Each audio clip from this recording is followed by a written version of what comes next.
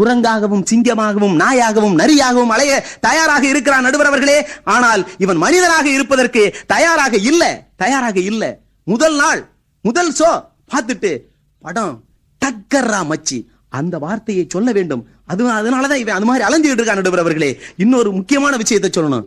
திருச்சியில குஷ்புவுக்கு கோயில் கட்டிக்கிட்டு இருந்தாங்க, தெரியுமா நடுவர் அவர்களே? இன்னொரு விவரம் தெரியுமா உங்களுக்கு? சொல்லுங்க. அந்த கோயில் கும்பாபிஷேகத்துல நம்ம பட்டிமன்றம் தான்.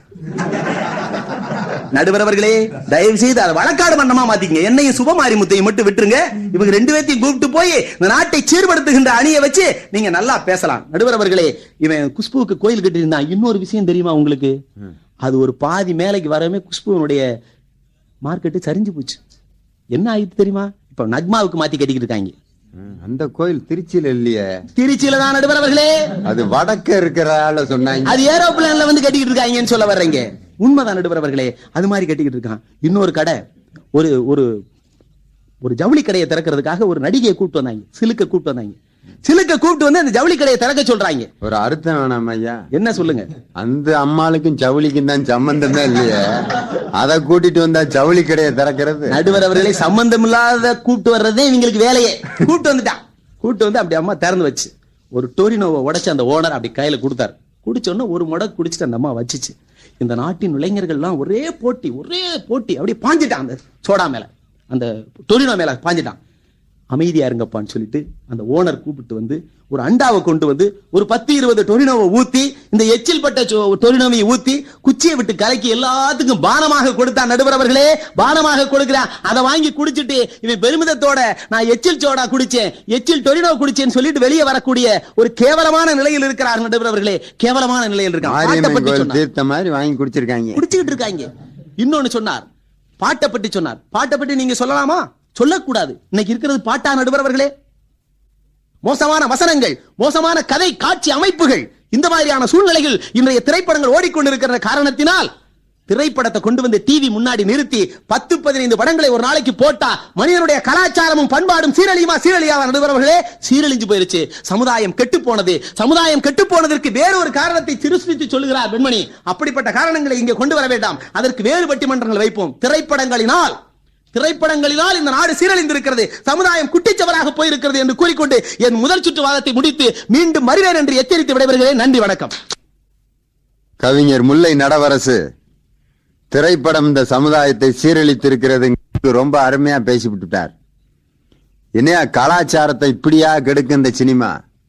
பழைய காலத்துல இருந்தாலும் இன்னைக்கு எப்படி ஆயிட்டாங்கிறீங்க இந்த சினிமானால? ரசிகர் மன்றம் ஒண்ணு பத்தாதா இவங்க நாசமா போனதுக்கு அப்படின்னார். அவன் பாடு நல்லா முடி வளர்ந்துருக்கு, அருமையா முடி வளர்ந்துருக்கு இவனுக்கு.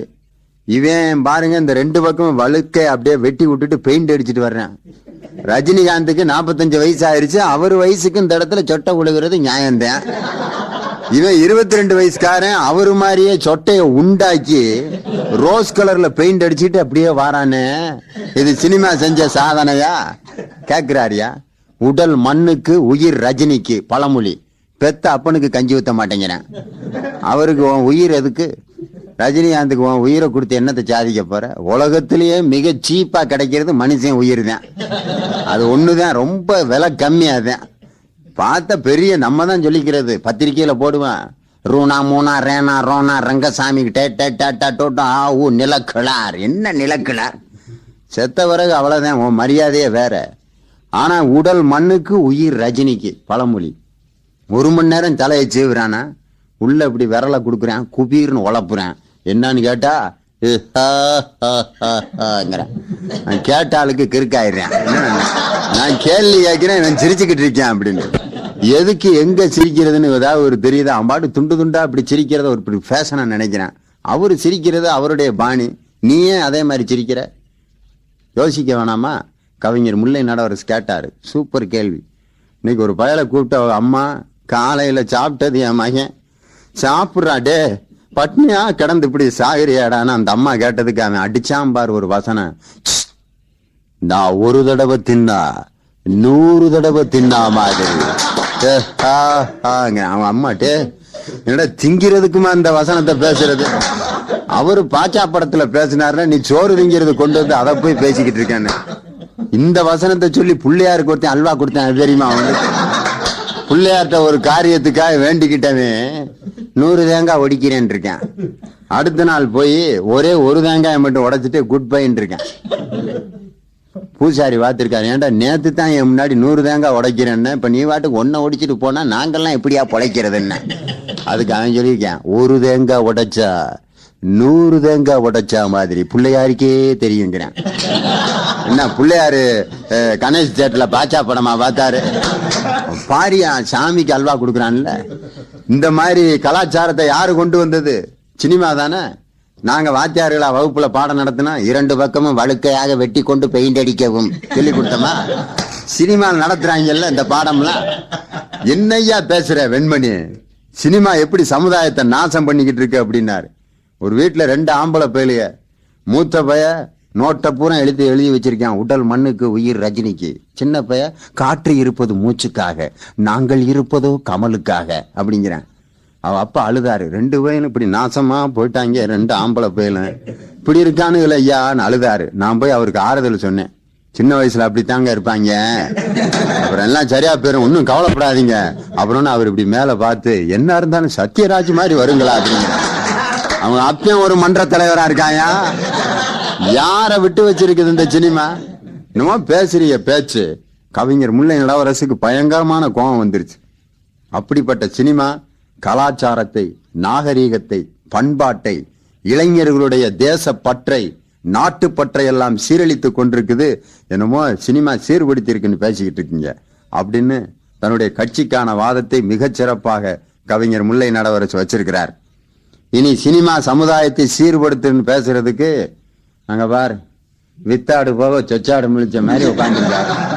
இனிமே போய் நம்ம இந்த சினிமாவை நியாயப்படுத்தி என்னத்தை பேசுறது அப்படின்னு கவிஞர் மூரா. இதுல பணிய வேற. வாப்பாயே வந்து பேசு. சினிமா சீர்படுத்துகிறது கவிஞர் மூரா. பேசுங்கப்பா.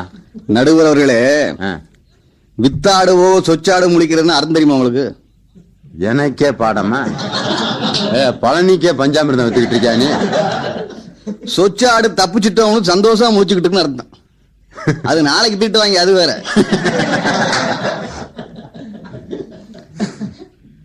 நடுவர்களே, கொடுத்திருக்க தலைப்பு என்னன்னு முதல்ல யோசித்து பார்க்கணும். திரைப்படங்கள் இந்த சமுதாயத்தை சீரழிக்கிறதா சீரழிக்கவில்லையாங்கிறங்க தலைப்பு. இவர் என்ன பேசிட்டு போனாருங்கிறத அவரை கூப்பிட்டு கொஞ்ச நேரம் தனியா கூப்பிட்டு போய் கேட்டா அவருக்கே தெரியாது. அந்த அளவுக்கு மனுஷனை போட்டு குழப்பிட்டு போயிருக்காரு. அதுக்கு ஒரு பெரிய திறமை வேணும்ல. அது அவர்கிட்ட நிறைய விளங்காம அரை மணி நேரம் பேசுறதுக்கு. இன்னைக்கு அப்படி பேச்சாளங்க பெரிய தலைவங்களா இருக்காங்க. அப்ப அப்படி பேச்சாளர் வர அணித்தலைவர் ஒத்துக்கிறீங்களா? ஒத்துக்கிட்டு தான் கேட்டா எங்க அக்காவை கூட படத்துக்கு போனாராம். ஆரம்பத்துல இருந்து ஒருத்தன் போட்டு அடிச்சு கொடுமைப்படுத்தினதை பார்த்து அப்படியே அவ கதறினதை பார்த்து எங்க அக்கா மூசு மூசுன்னு அழுதுச்சான். உடனே இந்த போதை மரத்து புத்தர் தத்துவம் சொன்னாராம். அவ 5 லட்சம் வாங்கிட்டு அழுகிறாடி, நீ 5 ரூபாய கொடுத்துட்டு அழுகிறேன்னு. நடுவர் அவர்களே, நாணயம் உண்டாட்டி கூட்டு படத்துக்கு போனேன். கூடி எனக்கு ஒரு உண்மை தெரியுது. எல்லா பேரும் பொண்டாட்டிய கூட்டு படத்துக்கு போயிட்டு இங்க சும்மா பேசிக்கிட்டு இருக்கிறீங்க. இங்க வந்து நடுவர் அவர்களே, ஆக கூடி எனக்கு ஒரு உண்மை தெரியுது. நாங்கெல்லாம் பொண்டாட்டிய கூப்பிட்டு படத்துக்கு போறோம்.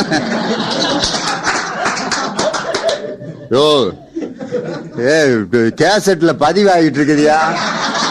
குடும்பத்துல கலகம் ஆயிர போதியா? நீ வேற பேசியா? நீ வாட்டுக்கு என்னென்னத்தையும் உண்மைகளை எல்லாம் அவுத்து விட்டுக்கிட்டு இருக்க. உண்மைங்கிறது எப்பயுமே ஒண்ணு இருக்கு நடுவர்களே. நாணயம் உண்டாட்டி கூட படத்துக்கு போனேன். அங்கேயும் ஆரம்பத்துல இருந்து குடிச்சு போட்டு வந்து மிதிச்சு படுத்தின கொடுமையை தாங்க மாட்டாம எனக்கே கண்ணு கலங்கிருச்சு. திரும்பி பார்த்தா என் முண்டாடி சிரிச்சிட்டு உட்காந்துருக்கா. கேட்ட, ஏண்டி உனக்கு கொஞ்சம் கூட கண்ண தண்ணி வரலையா? அந்த கொடுமைப்படுத்துறானே, உனக்கு கொஞ்சம் கூட மனசுல இறக்கம் இல்லையான்னு கேட்டா சிரிக்கிறா. பூரா பொய்யா காமிக்கிறா. என்னத்துக்கு எப்படி பொய்ய காமிச்சிட்டாங்கன்னு கேட்டா, வீட்டுல நீங்களா என்னை அடிக்கிறீங்க? அங்கேயும் அப்படித்தானே, இங்கேயும் அப்படித்தானே. அட எங்கேயுமே அப்படித்தானா? நம்ம ஆம்பளைய சும்மா வெளியேதான் போடு அப்படிங்க. அவன் உள்ள போய் இப்ப என்ன இப்ப சும்மா ஒரு பேச்சுக்கு எதுக்கு மழுப்புறீங்க? போடின்னு அடுத்த சொல்லுவீங்க. போட உண்மை. உண்மையான ஒன்று இருக்குங்கிறதையே மறந்து கொண்டு முல்லை நரசர்கள் பேசியிருக்கின்றார்கள். திரைப்படம்ங்கிறது என்ன பொதுவா அது ஒரு மிகப்பெரிய தொழிற்சாலை நடுவர்களே. ப்ரொடியூசர்ல இருந்து செவுத்துல வால்போ சுற்ற அந்த தொழிலாளி வரைக்கும் கிட்டத்தட்ட 2000-3000 பேர் பிழைக்க வேண்டிய ஒரு மாபெரும் தொழிற்சாலை. ஏன்னா மகாத்மா காந்தியா ப்ரொடியூசர், சாக்ரட்டிஸ் டைரக்டர், பூரா என்ன சமுதாய தொண்டா திரைப்படம் என்பது கிடையாது. அது ஒரு தொழிற்சாலை, அது ஒரு லாபம் தரக்கூடிய ஒரு தொழில்ங்கிறத முதல்ல மறந்துட்டு பேசிட்டு இருக்காரு. அவன் போட்டியில என்ன செய்யணும் தெரியாம ஊருகா மட்டை பார்த்திருப்பீங்க ஒரு காலத்துல, இலையில மடிச்சு கொடுத்துருங்க. அதை இப்ப சசையில போட்டு கொடுக்குறான். அதை ஒருத்தன் மறந்துட்டு சாம்புன்னு தலையில வச்சு கண்ணெறிஞ்சு பெப்பரப்ப முடிச்சு தொழில இவ்வளவு தூரம் போட்டி போட்டுக்கிட்டு திர்றாங்க. திரைப்படம்ங்கிறது ஒரு தொழிற்சாலை, அதுல இருக்க ஆயிரக்கணக்கான பேர் பிழைக்கணும்னா சில ஜல்காட்டு வேலையெல்லாம் பண்ணித்தாக வேண்டியது இருக்கு. அவர் வீட்டுல இருக்கானா 1.5 வயசுல ஒரு பையன் இருக்கானா எங்க மாமன் வீட்டுல. அவன் 1 மணி நேரம் சொல்லிட்டு உள்ள கையை விட்டு உழைச்சிட்டு போயிடான. ஓமா எப்படி இருப்பான்? உண்மையமாய்த்தான் இருப்பான். என் வீட்டுல ஒருத்தர் இருக்கேன் நடுவர்களே, அவன் அறிவாளிக்கு பிறந்த அறிவாளி. அவன் இடையில வள்ளி வடத்துல ஒரு ரஜினிகாந்த் மாதிரி வந்து ஒரு தத்துவத்தை ஊத்துட்டு போய்கிட்டே இருக்கான். அன்னைக்கு அப்படித்தான் எனக்கு என் முண்டாட்டிக்கு பயங்கரமான ஃபைட் ஆகி போச்சு. அவ என்னை அடிக்க, என்னை அவடிக்க பயங்கரமான fight. திடீர்னு இடையில குறுக்கு வந்த, அப்பா அம்மா சொல்றது கேளுப்பா போய்க்கான். அன்னைக்கு கேட்க ஆரம்பிச்சவன் தான். என் குடும்பத்துல இதுவரைக்கும் எந்த குழப்பமே கிடையாது. அதான் அறிவாளிக்கு பிறந்தவன். மனுஷயா நீ உண்மையில எது உண்மை எது பொய்ங்கிறத முதல்ல புரிஞ்சுக்கணும் நடுவர்களே. திரைப்படத்தினுடைய வரலாறு என்ன? ஆரம்பத்துல திரைப்படம் எடுத்தாங்க, பூரா பக்தி படமா எடுப்பான், வெறும் புகையா காட்டுவாங்க, திடீர்னு ஒரு மீசு கொடுப்பாங்க, அடிப்பாங்க, புகை விலகுனா பார்வதி சிவனும் குந்திக்கணும் இருக்கும். நாரதர் கிட்டாரோட வருவார், சி தம்புராவோட வருவார், நாராயணா நாராயணா இவர் சிரிப்பாரு. என்ன காரியமாக வந்தீர்? பரம்பொருளே, யாருக்கும் கிடைக்காத ஒரு டிவைன் ஃப்ரூட் எனக்கு ஒன்று கிடைத்தது. அதை நான் ஈட்டுவதை விட தாங்கள் ஈட்டுவது சாரச் சிறந்தது அப்படின்னு ஒரு டயலாக் கொடுவார். உடனே இவர் அடிப்பார், ஃப்ரூட்டை கொண்டு வந்து டிராமாவை துவக்குகிறீரா ஆரம்பிட்டான். உடனே பார்வை சொல்லும், தீஸ்கோ நைனா சொன்ன உடனே கப்புன்னு வாங்கிடுவார். வாங்க உடனே பார்ப்பாரு. அவர் என்ன மாதிரி ஒரு நல்ல தருமசீலை படக்குன்னு புண்டாட்டிகளை ஊத்துவார். இப்ப நம்ம சம்பளத்தை கொடுக்கறது இல்லையா, அது மாதிரி கப்புன்னு கொடுத்துருவாரு. கொடுத்துடனே அம்மா திங்காது, 2 பேரும் கரெக்டா வந்துருவாங்க. மம்மி மம்மி 2 வந்துரும். உடனே கொடுக்கும். கொடுத்தோம் ஆளுக்கு 50-50. உடனே ஒரு இடையில இன்வால்வ் ஆவார். No, don't cut the fruit, it is the divine fruit. அதை வெட்டப்படாதியா, முழுசா தின்னாதான் டிவைன். உடனே பாப்பார், okay what can I do யோசிப்பார். உடனே பார்வை சொல்லும், நீங்க தான் நன்றாக காம்படிஷன்லாம் கண்டக்ட் பண்ணுவீங்கல்ல, ஒரு காம்படிஷன் கண்டக்ட் பண்ணுங்க, அதுல யார் ஜெயிக்கிறாங்களோ அவங்க எடுத்துக்கிட்டோம். ஓகே. உடனே சொல்லுவார், இந்த உலகத்தை யார் முதலில் ரவுண்ட் அடிக்கிறீர்களோ அவர்களுக்குத்தான் தட் பர்டிகுலர் ஃப்ரூட்ன்றாரு. முருகனுக்கு மயில் இருக்கு, ஏறிடுவாரு, கிளம்பிடுவாரு. இவர் என்ன செய்ய முடியும்? தொண்டாங் தொண்டாங் எவ்வளவு தூரம் தான் போக முடியும்? நேர நாகட்டு வருவார். அம்மையப்பன் என்றால் என்ன, உலகம் என்றால் என்ன, இந்த இடத்துல ஒரு விஷயத்தை வைக்கலாம் பாருங்க. அப்ப அவர் சொல்வார் அழகா, அம்மையப்பன் தான் உலகம், உலகம் தான் அம்மையப்பன். அப்படியானால் என் பேரண்ட்ஸை ரவுண்ட் அடித்தால் திஸ் வேர்ல்டை ரவுண்ட் அடித்தால் தானே அர்த்தம். எக்ஸாக்ட்லி. உடனே பிள்ளையார் அம்மா அப்பா ரவுண்ட் அடிச்சுட்டு படத்தை வாங்கிக்கிறார். ஏய்யா, இந்த திருவிளையாடலை எப்பயா ஹாலிவுட்ல எடுத்தாங்க? நடுவுல சில விஷயங்களை மக்களுக்கு புரியுற மாதிரி சொல்லணும். நான் இதுவரைக்கும் வேற திருவிளையாடல கேட்டிருக்கேன். பர்டிகுலர் ஃப்ரூட் அப்படின்னா எங்க? இதுல வேற ஒண்ணு இல்ல நடுவர்களே. என் பையங்களை இங்கிலீஷ் மீடியம் ஸ்கூல்ல சேர்த்து விட்டுருக்கேன்னா, சேர்த்து விட்டவனே அங்க முதல் கேள்வி கேட்டாங்க, அவங்க அப்பா அம்மா படிச்சிருக்காங்க. ஏன் மகனை படிக்கிறதுக்கு அனுப்புறேன், நீங்க படிச்சிருக்கீங்க. அப்பயே யோசிச்சேன், ஏன்னா முக்காச்சு படத்தை நான் சொல்லி கிடையாது. இப்படியே சொல்லி கொடுத்து இப்ப எது வேணாலும் இங்கிலீஷ் தான் நமக்கு. ஆளுதான் கொஞ்சம் பர்சனாலிட்டி இல்லையே தவிர இங்கிலீஷ் நல்லா வர. பாருங்க, ஒரு உண்மையை வச்சான், படத்தை பார்த்தேன், அவ்வளவுதான். உட்காந்து அப்படியே மெய் மறந்து பார்த்துக்கிட்டு இருந்தான். அன்னைக்கு டவுசர் போட்டுக்கேன் அந்த படம் வர்றப்ப நான் திருவிழாடல் உட்காந்து பார்த்துட்டு ஒரு பெருசு அப்படி ரசிச்சு பார்த்துக்கிட்டு இருந்தாரு. கணேசன் வசனம் பேசினார். கொங்குதேர் வாழ்க்கை அஞ்சிரை தும்பி காமும் செப்பாது கண்டது மொழிமோ பகிர்கிறது கிளியினப்பின் சிறியை தருவை கூந்தலின் நிறையும் உழவோ நீகரியும் பூவே நரல இவர் கைதிட்டாரு. கிளப்பிட்டாடியா. எனக்கு ஒன்னும் புரியல. என்ன கிளப்புனான்னு தெரியல. பெரியவட்ட போய் கேட்டேன், ஐயா என்ன சொன்னாருன்னு கைதிட்டுறீங்க? பேசாமறா, உனக்கு இடைவேளைக்கு முறுக்காய் தரண்டா, இதெல்லாம் கேட்கப்படாது, அது யாருக்கு தெரியும்னாரு.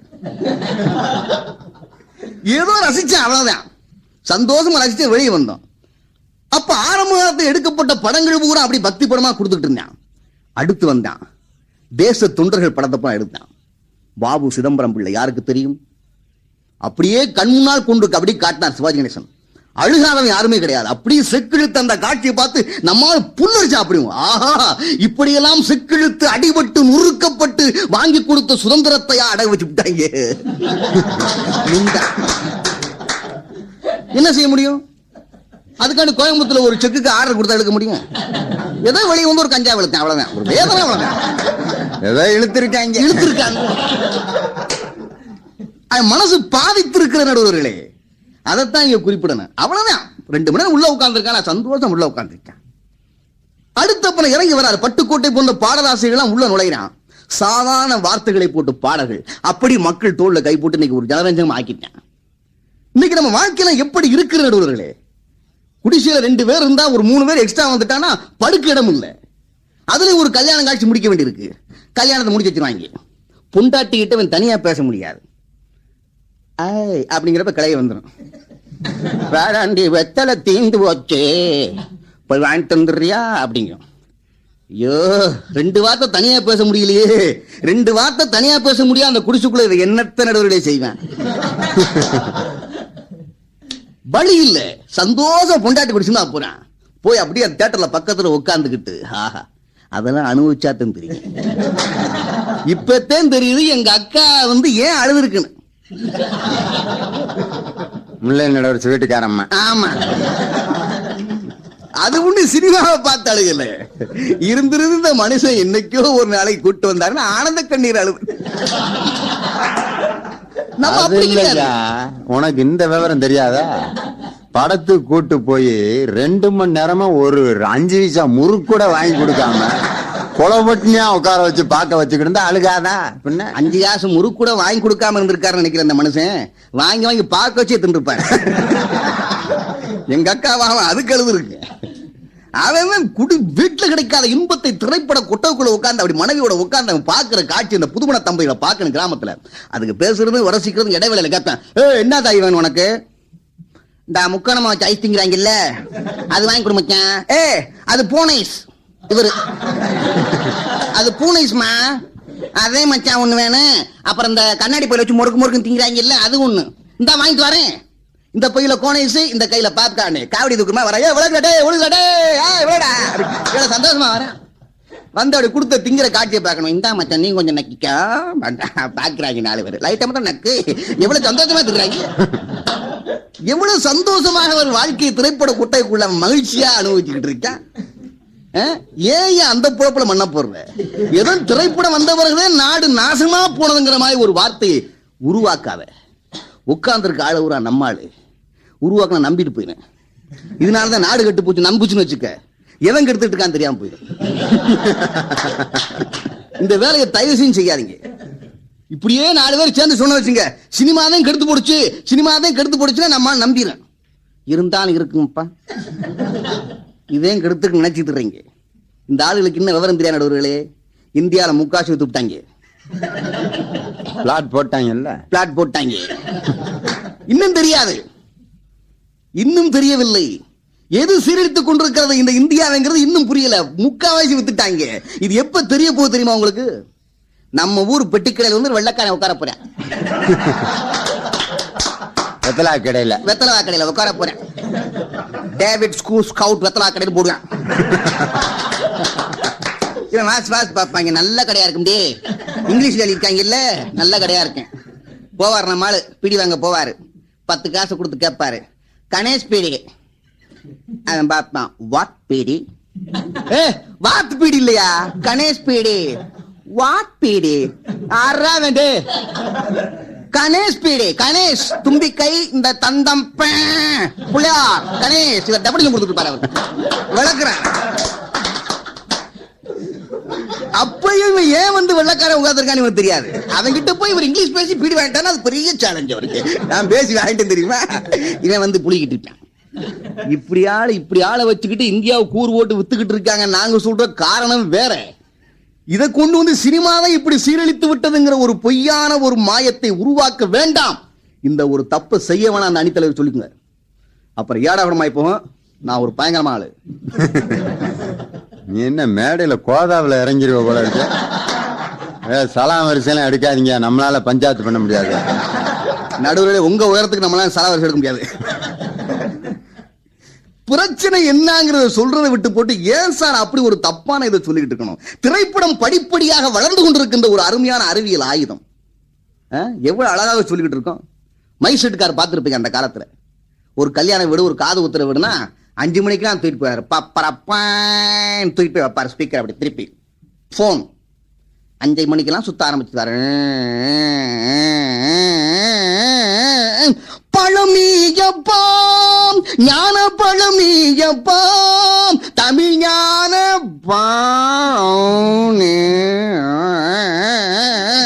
பழமீயப்பாம்.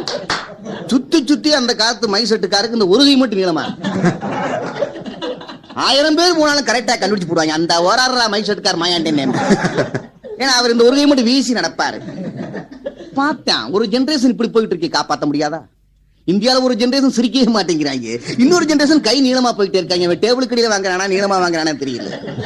இது மாதிரி இவனுக்கு இப்படி ஒரு நீளமாவ கை போயிட்டு இருக்கேன்னு யோசிச்சான். சரி, இந்த ஜெனரேஷனை காப்பாற்றணும். அடுத்து ரெக்கார்ட் பிளேயர் கண்டுபிடிச்சு கையில் கொடுத்தோம். தோசைக்கல் மாதிரி பிளேட்டை போட்டு டிக்கு டிக்குன்னு தட்டி போட்டாரு. காதலிக்க நேரம் இல்லை, காதலிப்பார் யாரும் இல்லை. காதலிக்க நேரம் இல்லை, காதலிப்பார் யாரும் இல்லை. வாலிபத்தில் கா வாலிபத்தில் கா வாலிபத்தில் கா.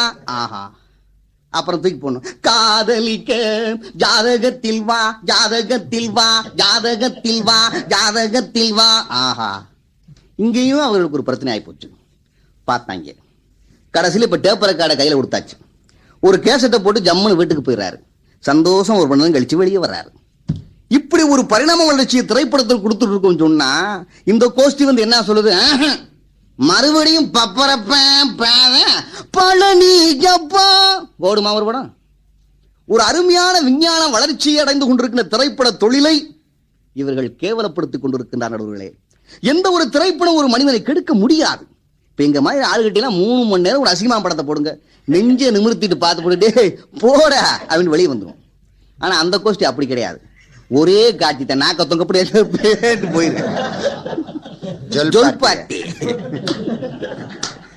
தப்பு எங்க இருக்குன்னு உங்களுக்கு இப்ப விளங்க. தப்பு திரைப்படத்தில் இல்லை, பார்ப்பவர்களுடைய கண்களிலும் நெஞ்சிலும் தான் இருக்கு. நடுவர்களே, திரைப்படம் வன்முறையை பூத்து விட்டது. எங்கு பார்த்தாலும் வெடிகுண்டு கலாச்சாரம். பம்பாய் படத்தை பார்த்து போட்டுத்தான் வெடிகுண்ட போட்டான் அப்படின்னு ஒரு குற்றச்சாட்டை வச்சிருக்காரு. என்னைக்கு வெள்ளக்காரன் இந்தியாவில் காலை வச்சானோ அன்னைக்கே வெடிகுண்டு போட்டாங்க. வரலாறு படிக்கணும் ஒரு வாத்தியார், சரியா படிக்கல. ஒரு குற்றச்சாட்டு. கேப்டன் பிரபாகரன் படம் பார்த்திருப்பீங்க. அந்த படத்துல ஆரம்பத்திலிருந்து குதிரையில ஏறிக்கிட்டு AK-47 தெரிவாங்க, சுட்டுக்கிட்டே தெரிவாங்க. படம் முழுக்க ஒரே சூடுதான். உண்மையிலேயே இந்த படம் வேலை இல்லாத வாலிபர்களை பாதித்திருந்தால் என்ன நடந்திருக்கும்? நேரா துப்பாக்கியோட எம்ப்ளாய்மெண்ட் ஆஃபீஸ் தான் போவாங்க. யார் எம்ப்ளாய்மெண்ட் ஆஃபீஸர்? எஸ், நான் தான். என்ன வேணும் உங்களுக்கு? இப்ப பஞ்சா எப்ப வேலை கிடைக்கும்? பேப்பர் ஒழுங்கா பார்க்க மாட்டீங்களா? இனிமே எவனுக்குமே கவர்மெண்ட் ஆஃபீஸ் வேலை கிடையாது தெரியுமா உனக்கு? ஆர்டர் போட்டுக்க தெரியுமா உனக்கு? என்னடா சொன்ன? ஒரே போடுதான். இப்படியே போட்டுக்கிட்டு போனா இந்தியாவும் ரத்தமா தான் கிடக்கும். நடந்ததா? நடக்கவில்லை. நடுவர்களே, உண்மையிலே அப்படி வெறி வருகின்ற அந்த தன்மையை அப்படியே தடவி கொடுத்து அப்படி வெறிபிடித்தவர்களும் மிருகமாக மாறிவிடக் கூடாது என்ற ஒரே நல்ல எண்ணத்தோடு அவர்களை இன்னும் மனிதனாக பக்குவப்படுத்தி வைத்துக் கொண்டிருக்கிற திரைப்படம் பார்த்திருப்பீங்க. வீட்டுல நடக்க பையன் ஒரு கண்ணாட்டம்ல உடைச்சிருக்கான். அவங்க அப்பா வந்து ஒரே அறை, ஏண்டா நாயே, உங்க ஆத்தா வீட்டுல இருந்து கொண்டு ஒரே ஒரு கண்ணாட்டம் உடைச்சு போட்டேடா. அவர் ஒரு ரவுண்ட்ல ஒரு அறை. உடனே அவங்க அம்மா வந்துடும். ஆனா நாசமா போறவளே, வெள்ளிக்கிழமை அதுமா கண்ணாட்டம் உடச்சு போட்டு நான் சனிக்கிழமை உடச்சா விட்டுருவாங்களா? இருந்தாலும் ஒரு சென்டிமெண்ட்ல விடுவாங்க. அது ஒரு 4 மாதம் ரவுண்ட்ல விட்டு அடிப்பாங்க. இந்த சந்தேக கேஸ்ன்னு சொல்லி நல்லவனை பிடிச்சி போட்டு ரவுண்ட் விட்டு அடிப்பாங்க. அது மாதிரி ரவுண்ட்ல விட்டு அடிப்பாங்க. அப்படி வேதனையோட படத்துக்கு போவேன். அங்க சண்டை காய்ச்சல வெறும் கண்ணாடியா உடைப்பாங்க. பாக்குறான், உடைங்கடா ஐயா, உடைங்கடா, வீட்டு ஒரு டம்பர் உடைச்சதுக்கு வெளுக்குறாங்கடா, நீங்க உடைங்கடா, டே உடைங்கடா, அவனுக்கு ஒரு குசி. அவ்வளவு ஒரு வடிகால். அவ்வளவுதான். அவன் மனதில் இருக்கிற ஏக்கத்தை அப்படியே வெளிப்படுத்திட்டு போயிருக்கான். சும்மா வந்து குற்றம் சொல்லக்கூடாது. எங்கே குற்றம் இருக்கிறது? ஒரு காலத்தை பாக்குறான், கிழவி 4 கல்ல போட்டு அண்டா மேல வச்சு தண்ணியை ஊத்தி நெல்ல போட்டு புசுக்கான் புசுக்கான் புசுக்கான் புசுக்கான 1 மணி நேரம் ஊதும். இப்படி ஊதியே என் இந்திய திருநாடு எத்தனை பாட்டிகளை இழந்து விட்டு தெரியுமா? நிறைய பாட்டி போய் சேர்ந்துருச்சு. அப்புறம் பார்த்தான், மண்ணெடுப்பு கண்டுபிடிச்சான், ஸ்டவ் கண்டுபிடிச்சான், இப்ப கேஸ் சிலிண்டர். இந்த சிலிண்டருக்கு பதியாம நான் பட்ட வாடு உங்களுக்கு தெரியாது. பக்கத்து வீட்டுக்காரன் ஒரே வருஷத்துல வாங்கிட்டேன். இங்க வேணுமா வேண நீ எல்லாம் ஒரு வாத்தியா, கருப்பா இருந்தாலும் லட்சணமா இருக்கணும், உடனே கட்டினம் பாரியா. ஒரு சிலிண்டர் வாங்க வக்குல நீ எல்லாம் வாத்தியார் வேலைக்கு போறியாக்க? நீ 15 வாயான்னு வீட்டை ஒரே 7:30. நானும் இவனை காலை பிடிச்சி கடைசியா ஒரு MP கிட்ட போய் ரெக்கம் லெட்டர் வாங்கி கேஸ் வாங்கியாச்சு. இப்ப பாருங்க, காலையில 5 மணிக்கு எந்திரிச்சோ 7 மணிக்கு எந்திரிக்கிறா. 2 நிமிஷத்துல பால், 5 நிமிஷம் சாப்பாடு, 7 மணிக்கு கையில டிஃபன். ஹாய் வட்டடக்கண்ணா, பார்த்து பொங்கத்தான், ஹாய், சந்தோஷமா இருக்கும். எத்தனை நாளைக்கு இந்த அத்தை கேஸ் திரு வரைக்கும் வேணா இருக்குது பின்னாடி அத்தா நம்மள நெலிஞ்சுக்கிட்டு தெரியாத. நான் எளிய நடுவர்களே, அத்தான்ங்கிற வார்த்தையை சம்பளத்தன்னைக்கு கேட்டே பழகி போயிட்டேன். பாருங்க, இந்த அளவுக்கு ஒரு வளர்ந்து நிற்கிறது கேஸ். அவர்கள் என்ன சொல்லுகிறார்கள்? எங்கு பார்த்தாலும் கேஸ் என்று வெடித்து எத்தனை பேர் சாகிறார்கள், அது சீரழிக்கவில்லையா? இதுவா குற்றச்சாட்டு? எப்படி கேஸ் வெடிக்குது யோசித்து பார்க்கணும். லட்சுமிக்கா பத்த வைக்கும் கேஸ, திறந்த உடனே ஏத்து விட்டு வெள்ளையம்மாக்கா வந்துடும். லட்சுமிக்கா இங்க வாயேன், இந்த வந்துட்டனுக்கா, 2 உட்காந்து மாட்டாட ஆரம்பிச்சிடும். ஏத்து வீட்டுல ஒருத்தர் வந்திருக்கான், பாத்தியா? பார்த்தக்கா குழாயில, அவ மொழியே சரியில்லை. உன் புருஷன் வேற சைக்கிள் ஒரு மாதிரியா பாத்துக்கிட்டு இருக்கான். அந்த ஆளு மொழியா அப்படித்தாக்கா, நல்ல வேண்டேன். நம்ப முடியாது அந்த காலத்துல ஆம்பளை பையில. உயரமா இருந்தாலும் விவரமா இருக்குங்க சிலது, நம்ப முடியாது. இல்லக்கா அவகள்லாம் நல்ல வகைதான். இங்க பேசிட்டே இங்க துசுன்னு கேஸ் போயிட்டே இருக்கு. அப்புறம் ஞாபகம், ஐயோ வந்துருவாக்கா, நான் போய் உலைய வச்சுட்டு வாரேன். உள்ள ஓடி தீப்புட்டி குச்சிய பொருத்தும், வெடிச்சு செத்து போகும். இது யாரு தப்பு? சிலிண்டர் தப்பா, லட்சுமி அக்கா தப்பா? லட்சுமி அக்காதான். நீங்கள் அறிவாளி. ஏன் தேவையில்லாமல் சிலிண்டர் மேல குற்றத்தை சொல்ற?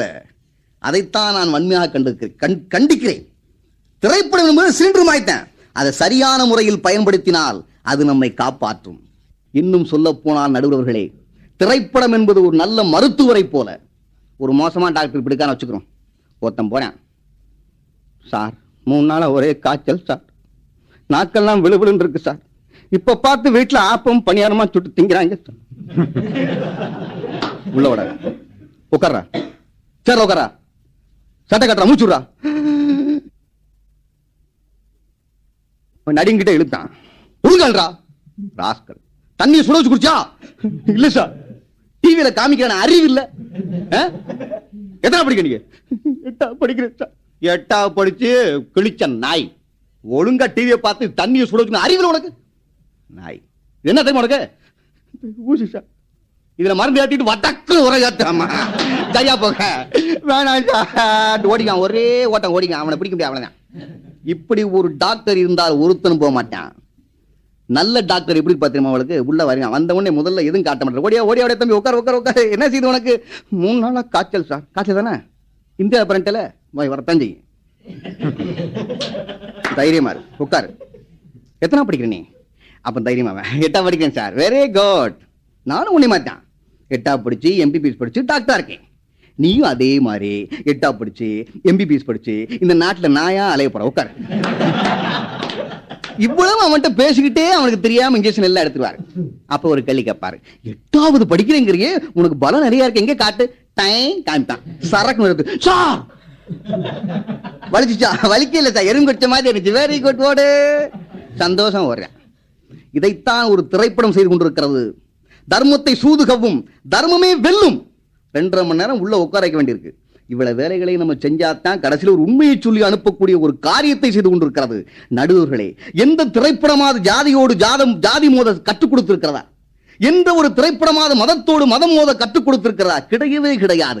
தர்மம் வெல்லும் என்ற நீதியை சொல்லித்தான் நம்மை வெளியே அனுப்புகிறது என்ற உண்மை மட்டும் அவர்கள் புரிந்து கொள்ளட்டும் என்று கூறிக்கொண்டு, எந்த வகையில் பார்த்தாலும் திரைப்படம் ஒருபொழுது நம்மை சீரழிக்காது என்று கூறி வாய்ப்பளித்த நண்பர்களை வணங்கி விடைபெறுகிறேன். நன்றி, வணக்கம்.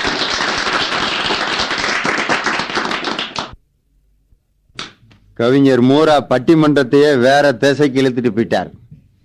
என்ன சொல்றாரு? சினிமானா ஒரு 2 மணி நேரத்துக்கு அப்படித்தான் எடுக்கணும் அப்படின்றாரு. இப்படி ஒரு படம் எடுத்தா நம்மளாம் உட்காந்து பார்ப்போமா? ஃபர்ஸ்ட் சீன் காந்தி ஒரு 1/2 மணி நேரம் புத்திமதி, விவேகானந்தர் ஒரு 3/4 மணி நேரம் புத்திமதி, இடவேளை விடுறாங்க. அப்புறம் ஏசுநாதர் 1.5 மணி நேரம் பேசுறாரு. அப்புறம் கடைசியா புத்தர் ஒரு 1/2 மணி நேரம். படம் முடியுது. என்ன ஆமா அந்த 2000 பேர் நேரம் எந்திரிச்சு போய் தியேட்டர் ஓனருக்கு புத்திமதி சொல்ல ஆரம்பிச்சிருவேன். யோ, விளங்குறதுக்காயா இப்படி படம்லாம் எடுக்கிற? ஏயா வீட்டுல இருக்க புடுங்கல் தாங்க மாட்டாம இங்க உட்காந்தா மாறி மாறி 4 வேலை விட்டு புத்தி சொல்ல விட்டுக்கிட்டு இருக்க அப்படின்னு நடக்குமா? இந்த மாதிரி படம் எடுத்தா யாராவது உட்காந்து பார்ப்போமா? படம்னா அப்படி 4 ஜல்காட் காட்சிகளை போட்டா தான் நம்மளால 2.5 மணி நேரம் உட்கார வைக்க முடியும்.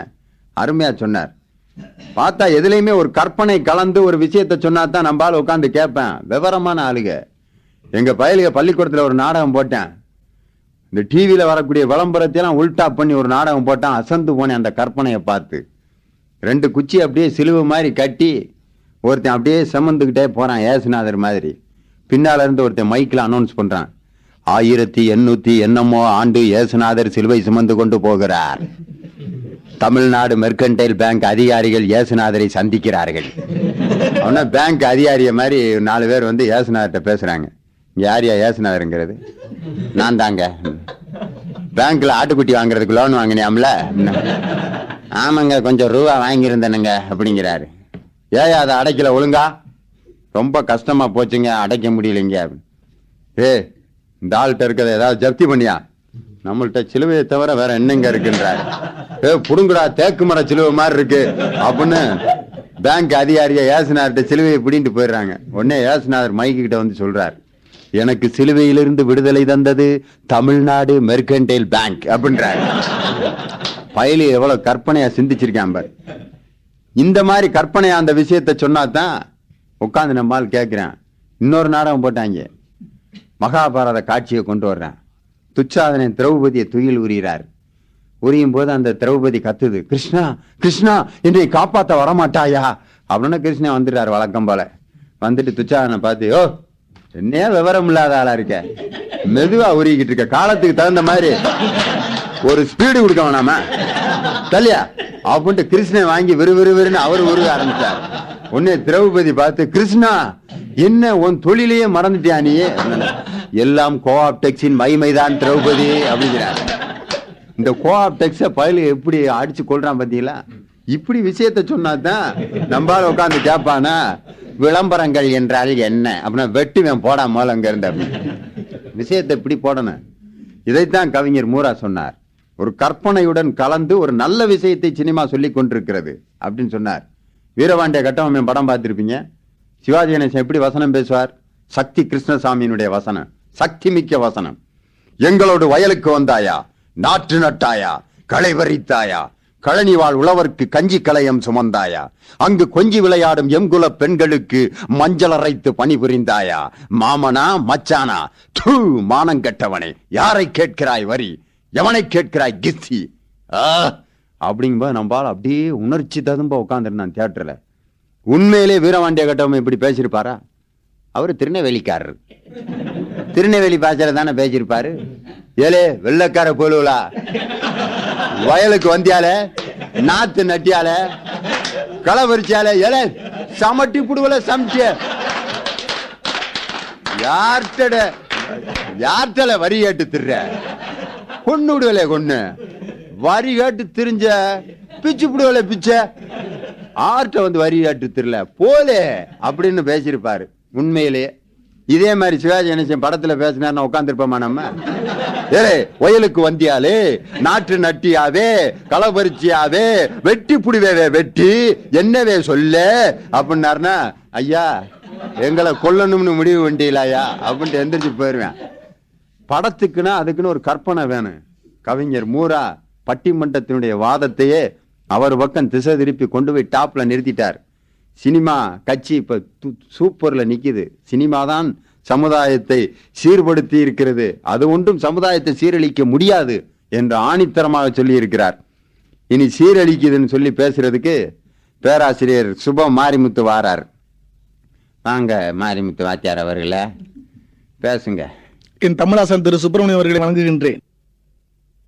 புகழ்மிகு நடுவர் அவர்களே, நமது ஆடியோ கேசட்டுகளை தமிழகம் எங்கும் ஏன் உலகமும் கூட பரப்பிக் கொண்டிருக்கின்ற ராம்ஜி கேசட் நிறுவனத்தாரே, எங்களது பேச்சுக்களை உயிராக மாற்றிய பொறியாளர் ரவி அவர்களே,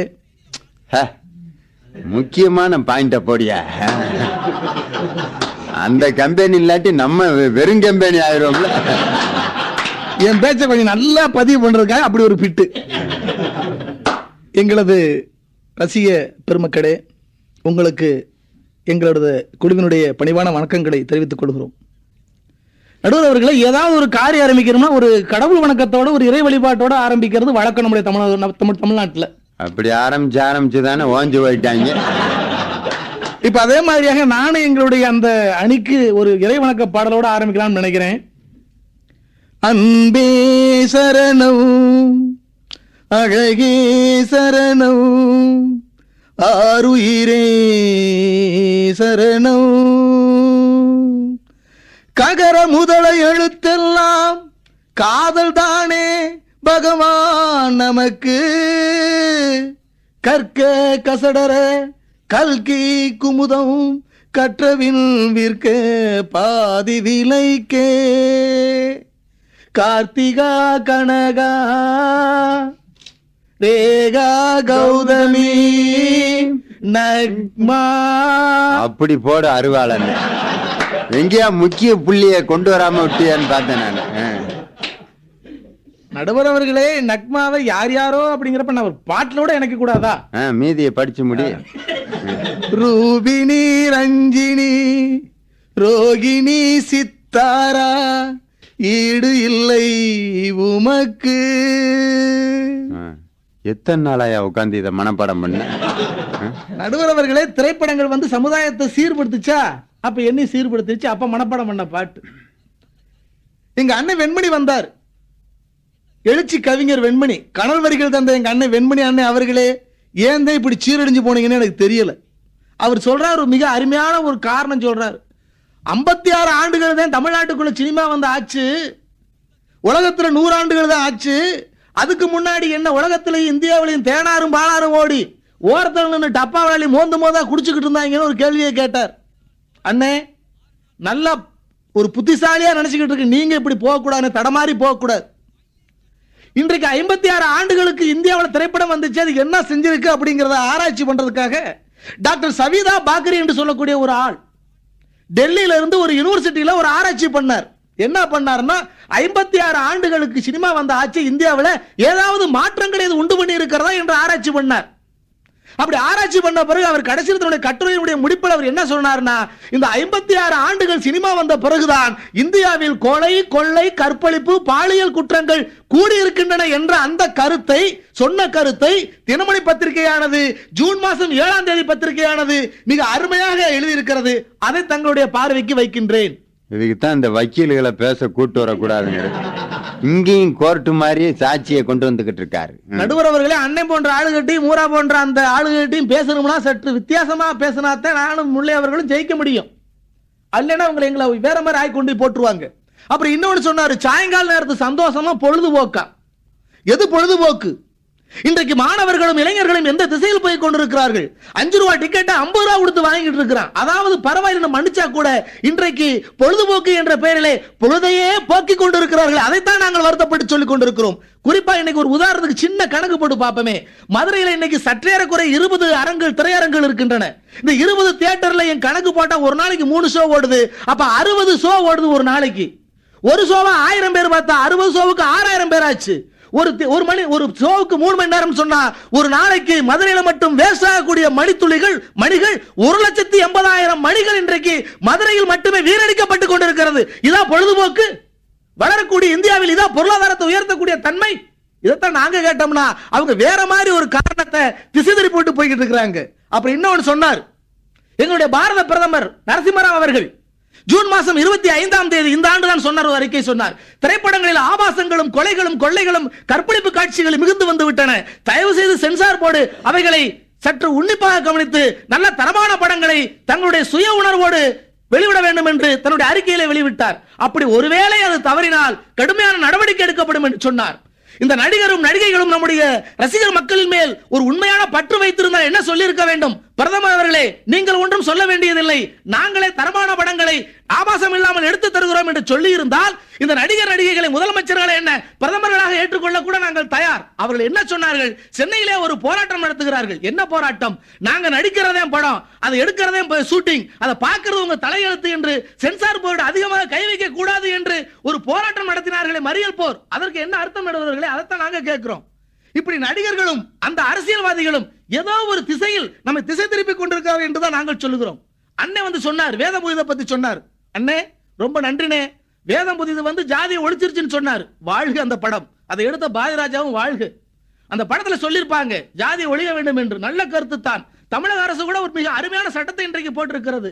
என்ன சட்டம் என்று சொன்னால், எந்த தெருப்பெயர் கூட ஜாதி பெயர்கள் இருக்கக்கூடாது என்று தமிழகம் எங்கும் ஒரு மிக அருமையான சட்டத்தை தமிழ்நாடு அரசு போட்டிருக்கிறது. கடந்த 10-15 ஆண்டுகளுக்கு முன்பு இருந்தே. ஆனால் தெருப்பெயர்களில் ஜாதி பெயர்களை வைத்தால் ஜாதி பற்று வளர்ந்துவிடும் என்று கருதிய அந்த தமிழ்நாடு அரசு சினிமா படங்களில் மட்டும் ஜாதி பெயர்களை அனுமதித்துக் கொண்டிருக்கிறது. அது ஏன்?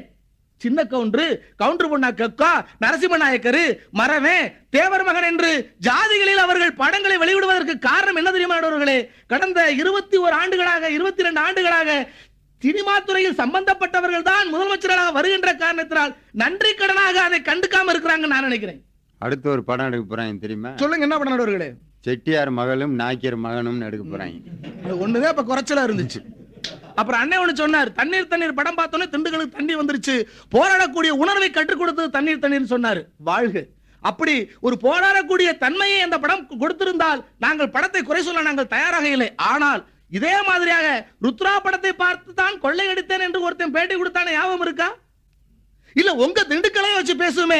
ஒரு 3 ஆண்டுகளுக்கு முன்பாக 135 ரூபாய்க்காக 13-14 வயது 4 சிறுவர்கள் ஒரு வியாபாரியை, பொரியல் வியாபாரியை இங்கிலீஷ் படம் பார்த்துட்டே கொலை பண்ணினோம் என்று சொன்னார்களே, அது உங்களுக்கு நினைவில்லையா? உங்க ஊர்களே ஒரு சரித்திர புகழ் வாய்ந்த உங்க ஊரை பத்தி பேசிக்கிட்டு இருக்கிறோம். இதெல்லாம் மறந்துட்டீங்களா நீங்க? எங்க ஊரை கேவலப்படுத்தணும்னே முடிவு பண்ணிட்டீங்க 2 பேரும் சேர்ந்து.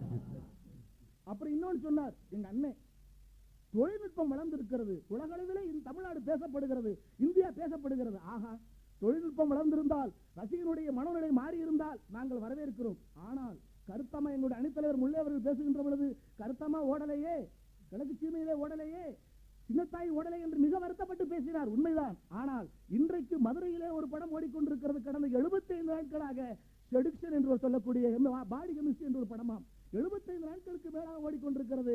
அதில் என்ன தொழில்நுட்பம் என்று இறுதி சுற்றிலே அண்ணன் அவர்கள் சொல்ல வேண்டும். அதுல பெரிய கெமிஸ்ட்ரி எல்லாம் நடத்துறாங்க ஐயா. சிராக்கா என்று சொல்லக்கூடிய ஒரு படம் இங்கு 150 நாட்கள் ஓடியது ஒரு தியேட்டரிலே மதுரையிலே. அதில் என்ன தொழில்நுட்பம் இருக்கிறது என்று மூடாவர்கள் வந்து சொல்ல வேண்டும். ஒரு வகையான தொழில்நுட்பம் தானே. நடுவர் அவர்களே, இன்னொன்னு அண்ணன் கேட்டார் கேள்வி, ராவணனை பாத்தியா? சீதையை தூக்கிட்டு போயிட்டா, எந்த சினிமா பார்த்து தூக்கிட்டு போனேன்னு சொல்லி. சீதையை தூக்கிட்டு போன ராவணே சினிமா பார்க்கல, அதனால கைப்படாம பர்ணசாலையோட தூக்கிட்டு போயிட்டான். சினிமா மட்டும் பார்த்திருந்தான், அது மதுரைக்குள்ள சில தியேட்டர்களை படம் பார்த்திருந்தான். அவை ஏன் சிலோனுக்கு சீதையை தூக்கிட்டு போறேன்?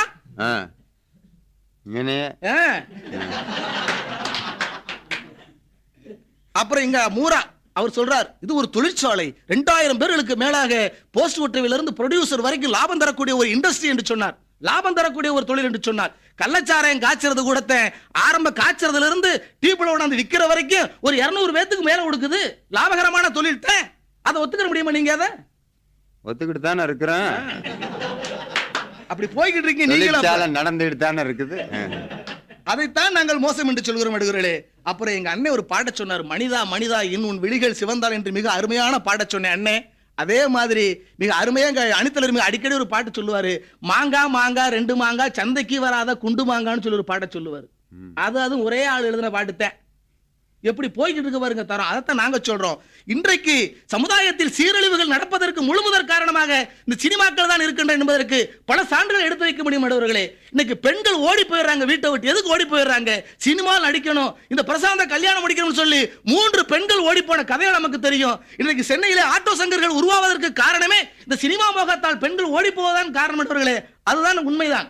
இந்த மதுரையில 2 வருஷங்களுக்கு முன்பாக சரத்குமார் என்று சொல்லக்கூடிய ஒரு நடிகர் ஒரு ஹோட்டல் திறப்புழாக்கு வந்த பொழுது அங்க ரசிகர் மன்ற மோதலிலே ஒரு ரசிகர் மன்ற தலைவர் அங்கு படுகொலை செய்யப்பட்ட செய்தி. இந்த ரசிகர் மன்ற மோதலினால் படுகொலை செய்யப்பட்டாரே அந்த தலைவர், அவருடைய குடும்பத்திற்கு யார் பொறுப்பு? இந்த சினிமாவின் காரணமாக தான் அந்த கொலை நிகழ்ந்தது என்று நாங்கள் குற்றச்சாட்டை வைக்கிறோம். இன்னும் இதாவது பரவாயில்லை. இன்னொரு மிக அருமையான ஒரு மதுரையில் ஒரு மனுஷன் இருக்கிறான். அந்த மனுஷனை நானும் தேடி தேடி பார்க்கிறேன், எல்லா ஊர்லயும் பேசுறேன். அந்த மனுஷனை யாராவது இருந்தா புடிச்சிட்டு வாங்க, கேசட் கிடைச்ச பிறகு அந்த நான் பார்க்கணும் ஒரு நாளைக்கு. ஏன்னா பார்த்தா தான் எனக்கு மோட்சமே கிடைக்கும். சோழமலை தியேட்டர்ல மண்ணைங்கிற படத்தை 125 நாள் மாட்னி ஷோ பார்த்தேன்னு சொல்லி மதுரையில சேர்ந்த முருகேசன்ங்கிற ஒரு டெய்லர் பேட்டி கொடுத்த அந்த கேவலமான செய்தி இந்த ஆள் எப்படியா பொண்டு புள்ளிய காப்பாத்திருக்க முடியும்? 125 நாள் தொடர்ந்து பார்த்தேன்னு சொல்லி ஒருத்தன் பேட்டி கொடுக்கறான்னு சொன்னா எப்படி அவன் கிறுக்காகாம இருந்தான்?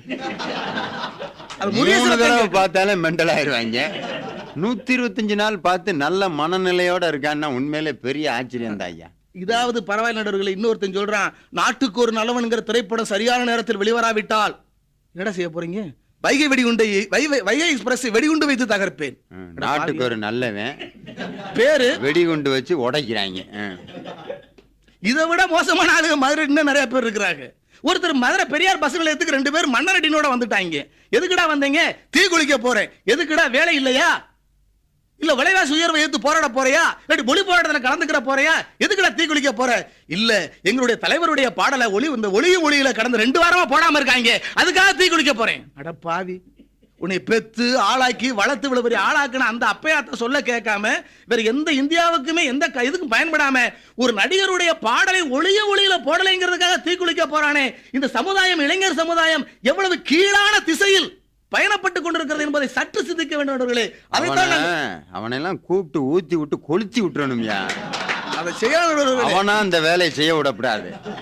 நம்மளால முடிஞ்ச ஒரு நல்ல சமுதாய தொண்டு எதுன்னா ஊத்தி எரிச்சு புண்ணு அவனை. அதோட இந்த வெண்மணியும் மூராவையும் ஏதாவது செய்யலாமான்னு யோசிச்சும் பாருங்க.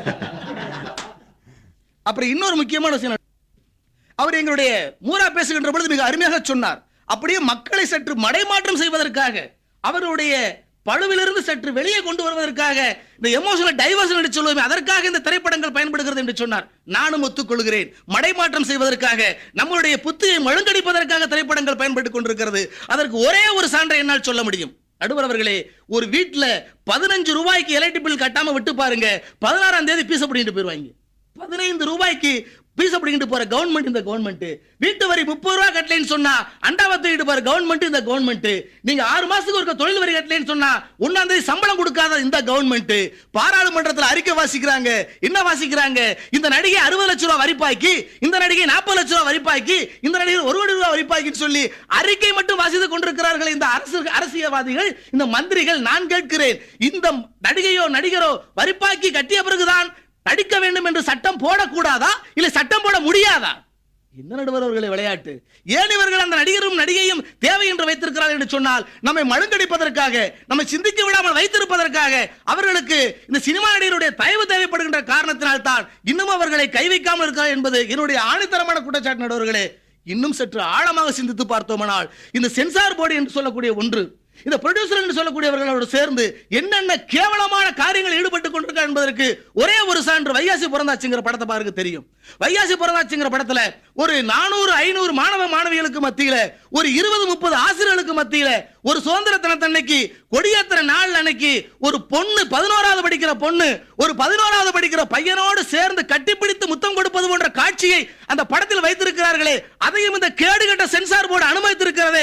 இதைத்தான் நாங்கள் குற்றம் என்று சொல்கிறோம். எப்படி எங்களை போன்ற பெண் பிள்ளைகளை பெற்றவர்கள் எந்த மனநிலையில் அந்த பெண் பிள்ளைகள் பாதிக்கப்படும் என்பது, எத்தனை கவலையோடு நாங்கள் இருப்போம் என்பது சற்று சிந்தித்து பார்க்க வேண்டும் என்பவர்களே. அந்த காட்சியில் அந்த படம் ஓடாதா? சற்று யோசிக்க வேண்டும். இதைத்தான் நாங்கள் குற்றம் என்று சொல்கிறோம். இன்னும் சற்று பார்க்க போனால், இந்த சோபா சந்திரசேகர் என்று சொல்லக்கூடிய மிகச்சிறந்த ஒரு தயாரிப்பாளர், சினிமா தயாரிப்பாளர். அவர் நண்பர்கள் என்ற ஒரு படத்துல ஒரு புரொஃபசர் பிரின்சிபால் தன்னுடைய மாணவர்களை அழைத்து பச்சை சுட்டு கொடுத்து சீட்டு விளையாடுறது மாதிரி ஒரு காட்சியை வச்சிருக்காங்க. பிரின்சிபாலும் பயலும் சேர்ந்து வெண்மணி அவருடைய மாணவரோட உட்கார்ந்து ஆடுவாரா? விளையாட வேண்டியது, அப்புறம் என்ன செய்யறது? மூராளர் அவருடைய மாணவரோட உட்கார்ந்து ஆடுவாரா? அல்லது தன்னுடைய பிள்ளையோடு தன் மகனோடு படிக்கின்ற மாணவர்கள் வீட்டுக்கு வருகின்ற பொழுது எந்த தாயோ தகப்பனோ பச்சை சுட்டு கொடுத்து உட்கார வச்சுக்கிட்டு சீட்டு விளையாட அனுமதிப்போமா? நல்ல வேளை பிரின்சிபாலும் பயலும் சேர்ந்து சீட்டு விளையாடுறதோட நிப்பாட்டி விட்டாங்க.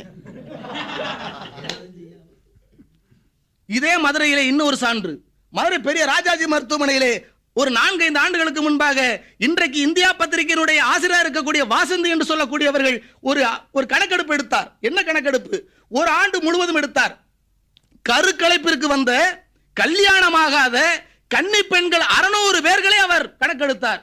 ஏமா இப்படி கல்யாணத்துக்கு முன்னாடியே கெட்டு போயிட்டீங்க என்று கேட்டதற்கு அவர்கள் சொன்னார்கள், சினிமாவும் டிவிக்களும் தான் நாங்கள் கெட்டு போவதற்கு காரணம் என்று சொன்ன அவருடைய அந்த கூற்றை வைத்து இந்த வாசந்தி என்று சொல்லக்கூடியவர் இந்தியா டுடே என்ற பத்திரிகையிலே கற்பு என்ற தலைப்பிலே மிக அருமையான ஒரு கட்டுரை, 5 பக்க கட்டுரை வெடித்திருக்கிறார். அதையும் இந்த மாவட்டத்தின் முன்பு வைக்கின்றேன். எங்க இருந்து தான் பிறக்கிட்டு வந்தார்? அதெல்லாம் இன்புட்டு ஆதாரம். அண்ணன் அவர்கள் சொன்ன மாதிரி 56 ஆண்டுகளிலே தமிழ்நாட்டிலே சராசரியாக 5600 தமிழ் படங்கள் வந்திருக்கின்றன. இந்த 5600 தமிழ் படங்களே இதுவரை வந்த தரமான படங்கள், குடும்பத்தோடு உட்கார்ந்து பார்க்க வேண்டிய படங்கள், நாட்டு நடப்பை அலசிய படங்கள் என்று கணக்கெடுத்து பார்த்து செம்மலர் என்ற பத்திரிகை 10 பக்கத்திலே மிக அருமையாக தலையங்கம் எழுதியிருக்கிறது. அதையும் இங்கு வைக்கின்றேன். சினிமா செய்கின்ற வேலையை போல 1000 மடங்கு வேலையை இன்றைக்கு அது ஒரு வைரஸாக மாறி இன்றைக்கு இளம் சமுதாயத்தை, பிஞ்சு நெஞ்சங்களை பாலெடுத்துக் கொண்டிருக்கின்ற தன்மையை இன்றைக்கு டிவிகள் செய்து கொண்டிருக்கின்றன. இன்னைக்கு எந்த பள்ளிக்கூடத்தில் உட்கார்ந்தாலும் சரி, நேர பெற்றவங்க வந்து எங்கிட்ட சொல்லக்கூடிய ஒரே ஒரு குற்றச்சாட்டு, சார் டிவியை பார்த்து கெட்டு போறான் சார், படிக்கிறதே இல்லை சார் என்று சொல்லுவதற்கு காரணம், வாரத்திற்கு சராசரியாக 100 திரைப்படங்களை அங்கு டிவிக்களை காட்டிக்கிட்டு இருக்கிறாங்க. அதைத்தான் மோசம்னு சொல்றோம். இன்றைக்கு அமெரிக்காவிலே உலகத்திலேயே மிக குறைந்த வயதில் டாக்டர் பட்டம் வாங்கிய அந்த மாணவனுடைய அந்த டாக்டருடைய அம்மா பேட்டி கொடுக்கின்ற பொழுது என்ன சொன்னார் என்று சொன்னால், என் மகன் இப்படி புத்திசாலியாக வருவதற்கு என்ன காரணம் என்று சொல்கின்ற பொழுது, முதலிலே அவனுக்கும் டிவிக்கும் அவனுக்கும் சினிமாவுக்கும் இருந்த தொடர்பை நான் துண்டித்து விட்டேன் என்று மிக அருமையாக பேட்டி கொடுத்திருக்காங்க ஆனந்தவிடன் என்ற பத்திரிகையிலே. அதைத்தான் நாங்கள் சொல்கின்றோம். நடுவர் அவர்களே, மூரா சொன்னது மாதிரி சொரிந்து கொடுப்பதற்கு இந்த சினிமா தேவையில்லை.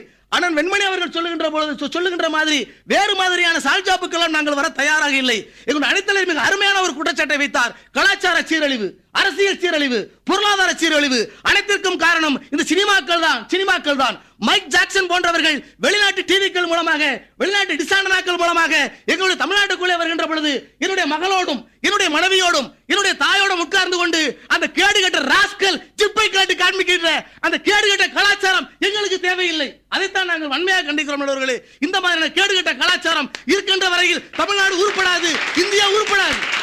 நடுவர் அவர்களே, இந்த ஜிப்பை அவிழ்த்து காண்பிக்கின்ற கலாச்சாரங்களும் என்றைக்கு ஒழிகிறதோ அதுவரை எங்களுடைய நண்பர் மூரா அவர்கள் சொல்கின்ற பொழுது, கேஸை பயன்படுத்த தெரியாமல் கேஸ் வெடித்ததை போல சினிமா ஒரு நல்ல ஆயுதம் தான். அதை என்றைக்கு நாம் சரியான முறையில் நல்ல படம் கெட்ட படம் என்று தரம் பிரித்து பார்ப்பதற்கு பழகின்றோமோ அதுவரையில் இந்த சினிமா சமுதாயத்தை சீரழித்துக் கொண்டுதான் இருக்கும் என்று என்னுடைய கருத்தை மிக வலிமையாக வைத்து வாய்ப்பு கொடுத்த நல்லிதயங்களை வணங்கி விடைபெறுகிறேன். நன்றி, வணக்கம்.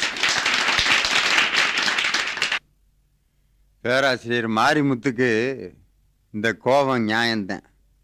ஏன்னா கவிஞர் மூரா அம்புட்டு 7.5 கொடுத்துட்டு போயிட்டார்.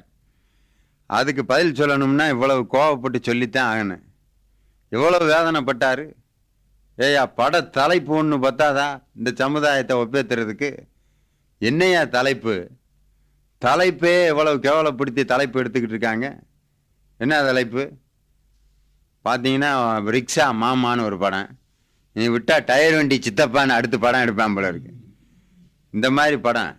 ஒரு ஆள் எங்க ஊருன்னு ஒரு படம் எடுத்தார், எங்க ஊருக்கு பாட்டுக்காரன். உடனே வரிசையா விட்டாங்க. எங்க ஊர் காவக்காரன், எங்க ஊர் கொள்ளக்காரன், இன்னும் ஒன்று மட்டும்தான் இல்லை, எங்க ஊர் பிச்சைக்காரன் மட்டும் எடுக்காம இருங்க.